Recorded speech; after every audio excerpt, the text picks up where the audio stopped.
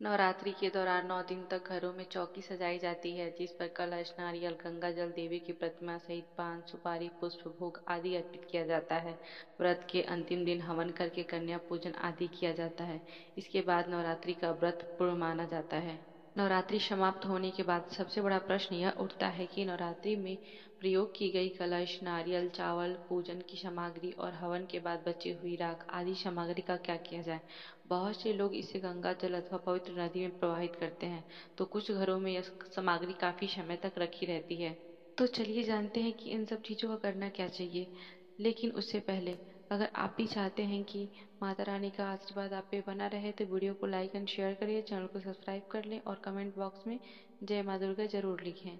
नवरात्रि में कलश स्थापना के लिए उपयोग में लाए गए कलश, नारियल समेत सभी पूजा सामग्री को पूरे सम्मान से हटाएं और उसके बाद पूरे परिवार के साथ प्रसाद ग्रहण करें।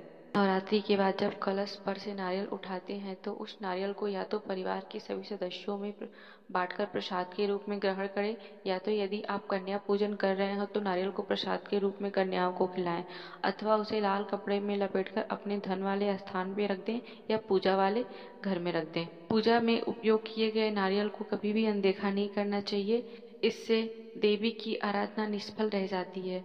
इसे साल भर घर में रखा जा सकता है।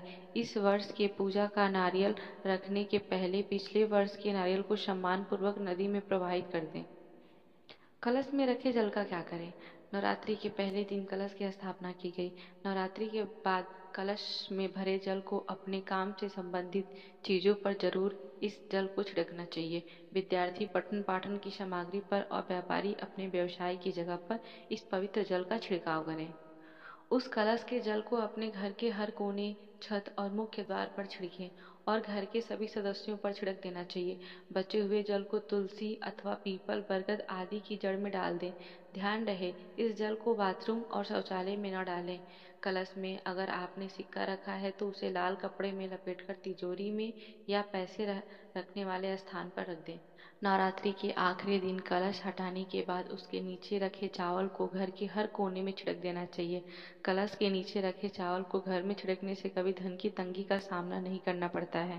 कलश के चावल को अपने घर के अनाज भंडार में मिला सकते हैं, जिससे वर्ष भर सुख समृद्धि बनी रहती है। या तो आप इसे एक लाल कपड़े में लपेटकर अपनी तिजोरी में रख सकते हैं। इससे धन की कमी नहीं होती है। बहुत लोग तो इसे प्रसाद के रूप में खाते हैं या कन्या पूजन के दौरान बांटते हैं। थोड़े से चावल बच्चियों के लिए भी निकाल सकते हैं, जिससे आपको उनका आशीर्वाद मिलता है। कलश के चावल को शुभ कार्यों और सुख समृद्धि का प्रतीक माना जाता है। नवरात्रि में ये चावल जागृत अवस्था में होते हैं और इन्हें घर में रखने से माँ दुर्गा की कृपा बनी रहती है। नवरात्रि के दौरान 9 दिन तक चढ़ाए गए फूलों का क्या करना चाहिए। बहुत लोग की आदत होती है या तो वो जल में प्रवाहित कर देते हैं या तो उसे कूड़े में फेंक देते हैं, बट हमें ऐसा नहीं करना चाहिए।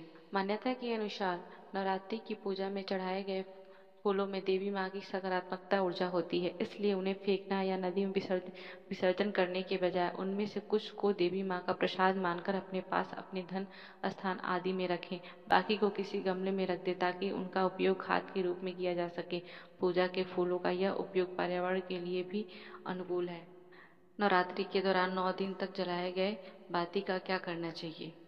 मान्यता के अनुसार देवी दुर्गा की नवरात्रि पूजा के दौरान जलाई गई बाती को कभी भी कूड़ेदान में नहीं फेंकना चाहिए। पूजा के लिए जलाई गई बातियां चाहे आधी जली हो या पूरी, उन्हें इकट्ठा कर किसी पवित्र स्थान पर रख दें।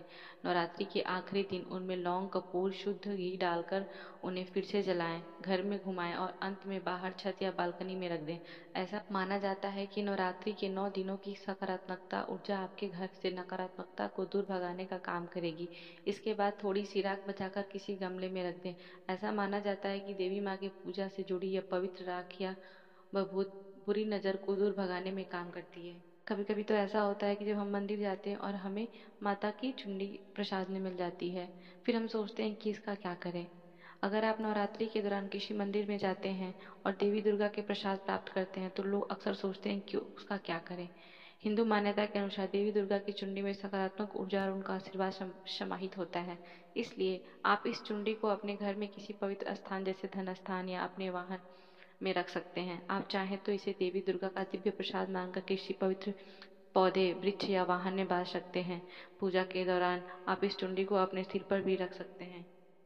ऐसे ही और जानकारी के लिए हमारे चैनल से जुड़े रहें।